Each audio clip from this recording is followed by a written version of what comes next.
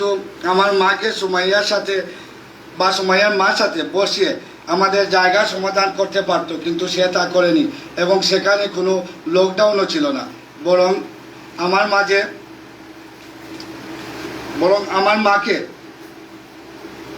মাকে অবহেলা করতে গিয়ে সে ভুলে গিয়েছিল সে আমার মা, তার মায়ের আপন বোন, যার কারণে দীর্ঘ 1 মাস তিনি এখানে ছিলেন, কিন্তু সে একবেলা খাওয়ার জন্য আমার মাকে দাওয়াত করে নাই।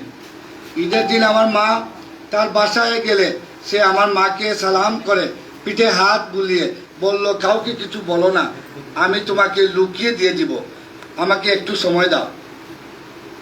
সবাইকে যার যার অংশের জায়গা হাতে ধরে দেখিয়েছে। আমার মা যখন দেখতে চাইলেন জায়গা, তখন সে বলে, তুমি আমেরিকানি, জায়গা দেখে কি করবে? প্রশ্ন হচ্ছে, জায়গা তো আর লকডাউন ছিল না। আমার মা এই জায়গা জন্য বারবার তার কাছে গিয়ে কোনো সুরাহা না পাওয়ায় আমাদের মাঝে সন্দেহ শুরু হলো। আমরা বাই ফোর্স বাটোয়ারানামা দলিল নকল দলিল তুললাম এবং কিছুদিন আগে আমরা উত্তরাধিকারী সার্টিফিকেট এইটা পাইলাম। দুটোতেই আমার মায়ের নাম অনুপস্থিত। পরে আমরা আত্মীয়স্বজনদের জিজ্ঞেস করলে জায়গা সম্বন্ধে সবাই বলল এটা রাজন বুঝিয়ে দিবে, রাজন সব জানে। তখনই আমাদের বুঝতে অসুবিধা হলো না, এখানেই চলিতেছে সার্কাস। আমার আমেরিকার ভাই টিটু, বড় মামা এই বুক না করে চলে যাওয়ায় জায়গা নিয়ে কিছু কথা ফেসবুকে লিখলে তার কিছুদিন পর রাজনের টনক নড়ে এবং সে মামিকে সাথে নিয়ে মামিকে দিয়ে আমার লন্ডনে হোয়াটসঅ্যাপে ফোন করে একটা অকথ্য ভাষায় আমার বাবা মা তুলে গালাগালি করে আমাকে হুমকি দিয়েছে এবং আমার ভাইদেরকে হুমকি দিয়েছে। আসলে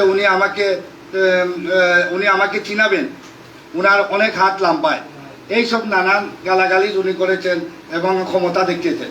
আমি কিছুই বলিনি। ঠিক সেই সময় 20 মিনিটের ব্যবধানে রাজন, আমার আমেরিকার ভাই, ফেসবুকে তার আগের লেখা নিয়ে আক্রমণাত্মক প্রশ্ন করে।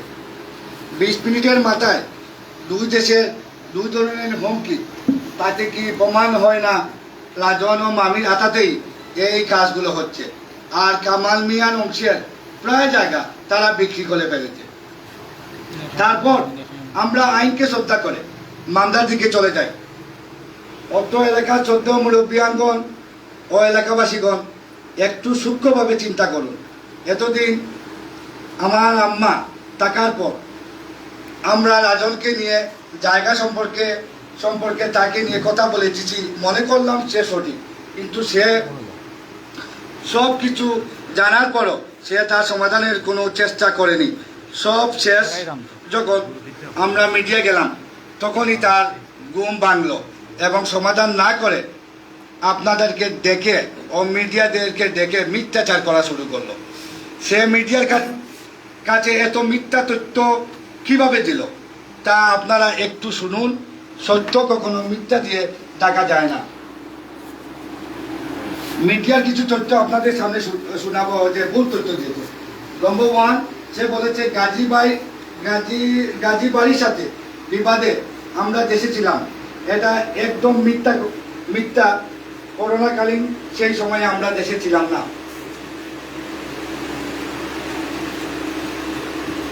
2, বাটোয়ারানামা দলিল করার সময় আমাদের পরামর্শ নিয়ে তা মামা খালার সাথে বুঝে করা হয়েছে, কিন্তু এটাও মিথ্যা। আমরা জানতাম না এই জাল বাটোয়ারা সম্বন্ধে। 3, আম্মার জায়গা সুমাইয়ার কাছে, এটা মামা খালাদের বিষয়, এখানে নাকি তার কোনো সংশ্লিষ্টতা নেই। এটা ভিত্তিহীন দুর্বল কথা। পুরো জায়গাতেই তার সংশ্লিষ্টতা। সে এই জায়গা তার হাতে এনে সে লাভবান হয়েছে। A to Z সব কাজ সে করেছে। তাহলে আমার মায়ের অংশে কেন মামা খালাকে টানা হচ্ছে এবং সংশ্লিষ্টতায় কেনই বা থাকবে না তা আজ পরিষ্কার। তিনি বাঁচার জন্য আজ কথা বলছেন। উত্তরাধিকারী সার্টিফিকেট রাজন কাউন্সিল অফিস থেকে নিজে নিয়ে আসে এবং সেখানে প্রথম সাক্ষী রাজন, দ্বিতীয় সাক্ষী লেইস মিয়া।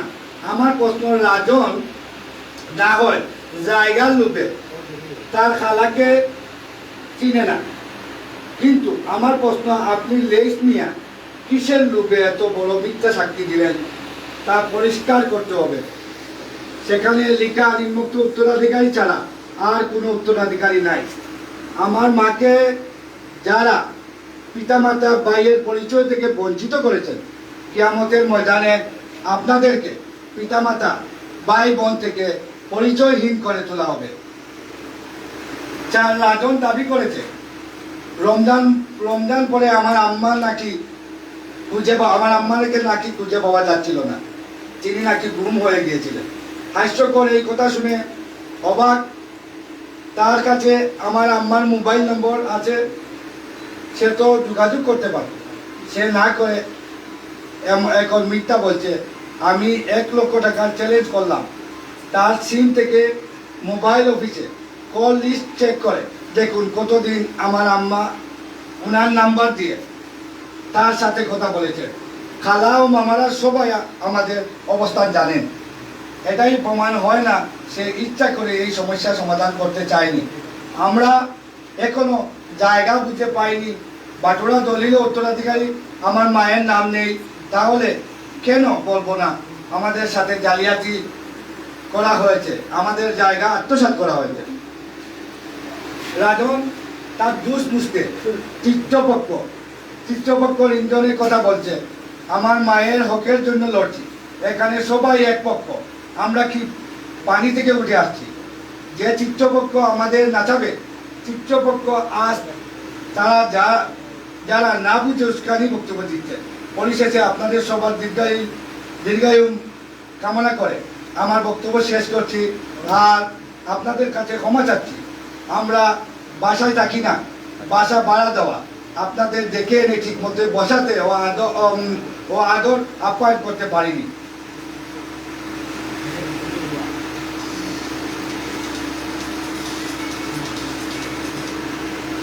রাজন সম্বন্ধে আমার একটা প্রশ্ন, রাজন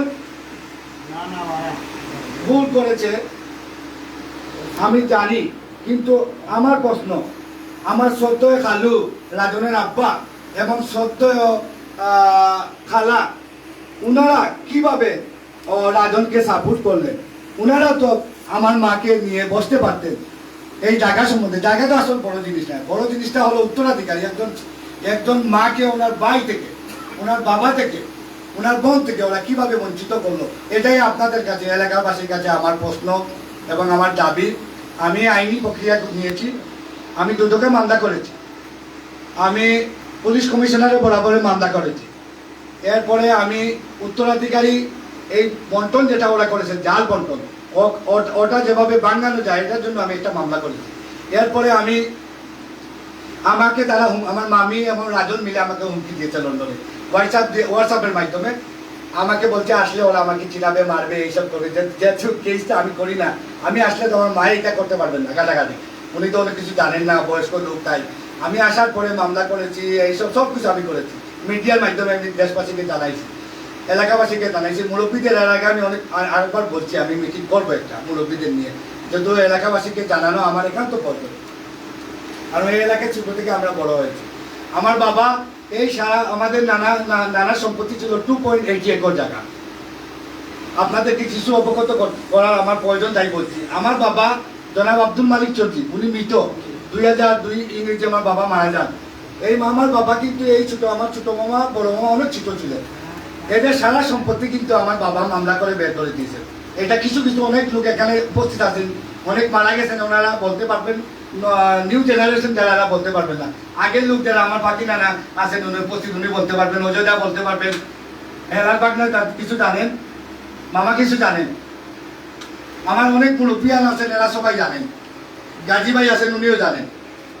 আমার আর কিছু বলার নাই, আপনাদের কাছে ক্ষমা দৃষ্টি চোখে আমি আমার আর ঠিক মতো আপ্যায়ন আপনাদের করতে পারতেছি না, কারণ আমরা ভাড়া আমি থাকি আরেক দূরে, এখানে আমাদের বাসা ভাড়া দিয়ে দিয়েছি, এই জন্য আপনাদের ঠিক মতো আপ্যায়ন আমি করতে পারি নাই।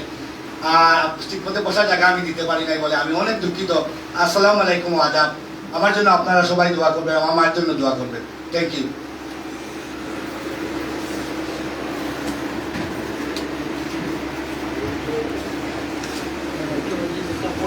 আছে